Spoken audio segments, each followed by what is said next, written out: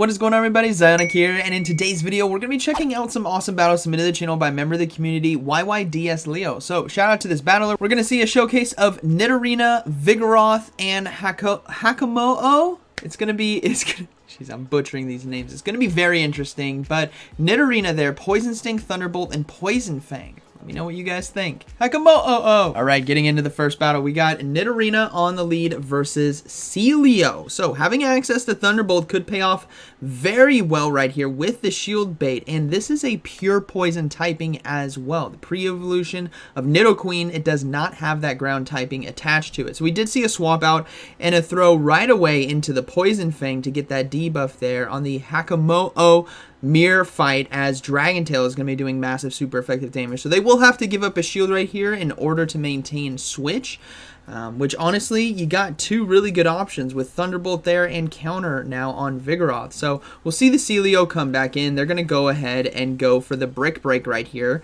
Let's see how much damage it actually does. Not too much. Brick Break is a pretty terrible fighting charge move, very low energy and damage right there. So they're going to throw the Body Slam. They can survive, but can they get to the next one? They do get to a second Brick Break in time. This is a lot of chip damage that will desperately be needed in order to win this game, as they get Celio now to the red. So Vigoroth could easily come in right here and farm down, or even maybe farm down with Poison Sting. No, they're going to come in with the Vigoroth, and we do see a Charge-a-Bug decide to come in. First time I've ever seen this used in Go Battle League, but they're going to go ahead and throw the Poison Fangs right now, and this is where things get very, very dangerous for the opponent, because Poison Sting and Poison Fang combination is so spammy and so deadly that the Charge-a-Bug might not be able to withstand it. They do get the defense drop though with the Crunch, which is very nice for Charge-a-Bug, but here comes another Poison Fang. No shield once again. Can they get to a third one in time? Yes, they do. And this should be enough to KO if the opponent decides to no shield. But even then, that means Vigoroth can come in and farm down. So they do decide to shield. We might see a commit to the full farm down, but they get to a fourth Poison Fang in time. That is absolutely insane when it comes to pressure on this Charge-a-Bug. We will see a fast swap out right away as well into Vigoroth, and they can easily let this Body Slam go through and close this game out. Oh, it's a Water Pulse. Okay. They can let it go. Close this game out with the Body Slam, and that's going to be a good game. Very well played. Even though Charge-a-Bug was able to load up on some energy, that was a CMP tie with Body Slam, so there's nothing they can do. But, Poison, if I said Poison Sting, Poison Fang, and you got a nice coverage move with Thunderbolt for Celio or Golbat, I mean, come on. That's some really good coverage. We got Nidorina again versus Shadow Dragonair this time. This is going to be interesting. Let's see if they decide to swap out. They do in this case. They're going to go ahead and go into the Vigoroth now. And we do see the Dragonair decide to stay in. That could be a tell that something in the back might be weak to Vigoroth. Maybe there's a Celio back there. And they shield it as well. Something in the back is very weak to Vigoroth. A Dragonair would not necessarily decide to do that. They're going to go ahead and throw the Aqua Tail now. Vigoroth can hang on and get to one more Body Slam in time. Again, putting more pressure here on Dragonair, which gives the Nidorina so much room to close this game out with charge moves. Probably going to see the Hakamo'o decide to come in. Hakamo'o. However we're going to say it. They're going to go ahead and shield the Body Slam right here, stopping that neutral damage, and commit to the farm down. And let's see what was actually in the back. Oh, there's one Pokemon weak to counter and fighting type moves. That is going to be the Vigoroth. So we will see Brick Breaks now do super effective damage. And I'm curious to see what that final Pokemon is going to be. My guess is Celio, but you never know. They decide to, well, they have no shields, but the opponent, oh, the opponent looks like they're lagging. Go Battle Lag strikes again. Unfortunate. All right, this happens all the time. This is no surprise to anyone watching this video right now. If you are watching at this moment, you have experienced multiple cases of Go Battle Lag, and unfortunately the opponent got it. But to be fair, I don't think they really had a big win condition on their side. So we will see a shield here on the Shadow Punch, as they do decide to swap out now into the Nidorina and go for the Poison Sting debuff, which is interesting. I mean, I think they can survive a couple Ice Punches right here. Yeah, they definitely can. So going for Poison Sting is going to help out that Dragon Claw that is banked on the back end.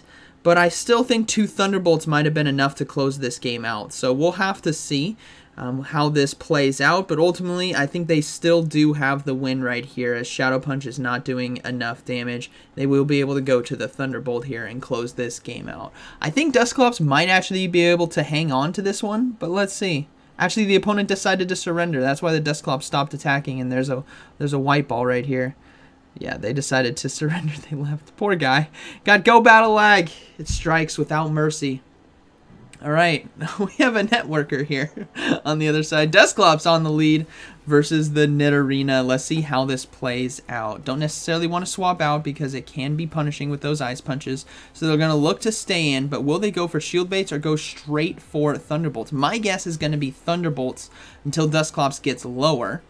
But let's see, they do show the ice punch as well, which is good if they do lose this lead. That way they know they can shield the Hakamoto in order to stop that super effective damage. But Thunderbolt right there, yeah, 2 of them does a decent chunk. And they're going to go ahead and go for the second one now, trying to start to put some pressure here on the Dusclops. But ultimately, Dusclops can survive. So we're probably going to see a no shield right here, as we do. But here comes the next charge move.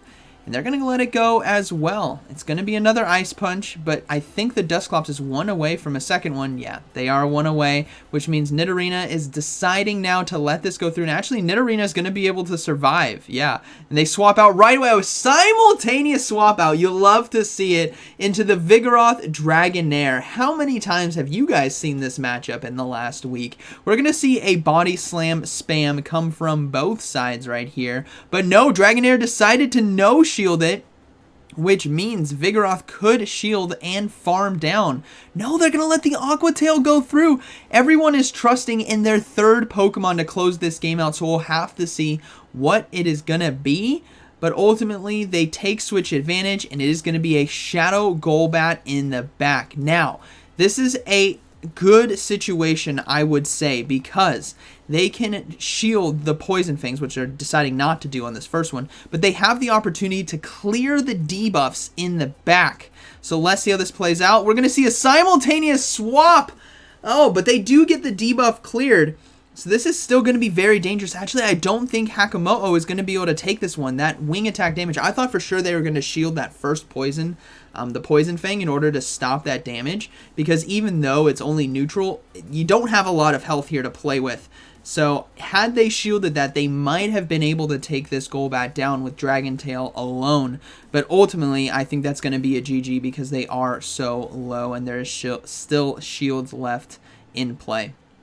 So the Dragon Claw does get the first one, and they do, yeah, oh man, if they had shielded that first Poison Fang, because I think Golbat is still 2 away right here, so it's going to be very close. They're going to commit to the farm down. Yeah, they take him out. That would it would have been a lot closer, I think, but either way, good game right there. All relying on Pokemon number 3, which ultimately they had the losing matchup, right? All right, so we see a Shadow Dusclops now on the lead. So we saw how much damage Thunderbolt does in this matchup without the debuff. Against a normal Dusclops. So against a Shadow one, it should chunk a decent amount, but they do need to be concerned about the Shadow Punches starting to add up. But knowing that the opponent is throwing Shadow Punches right here could call for a safe swap into Vigoroth to catch that energy if they want to save Nidorina. So here comes the next one. They're throwing right away. So that means I could foresee a catch right here because I would do the exact same thing. Load up on energy 1, 2, 3, swap. Yeah, oh, nope, the opponent did 1 extra hex right there, so this actually might be an Ice Punch. Let's see. Yeah, it is going to be the Ice Punch. So the Dusclops held it, but they do come into the mirror match. So what's great is when you're facing off against opponents who throw the charge moves at the exact time when the energy should be there, it makes it very predictable to catch that energy on your next Pokemon, which is always why a lot of the best players get in habits of not throwing on the charge move when the situation allows it. Because you get that energy caught on Pokemon that you really don't want it caught on. So we do see the opponent's Vigoroth win the mid game because of the Ice Punch damage, but we're going to see the Hakamoto decide to come in right here and probably just fully commit to the farm down and give up a shield, which they do decide to do. So they're going to go ahead and just Dragon Tail down.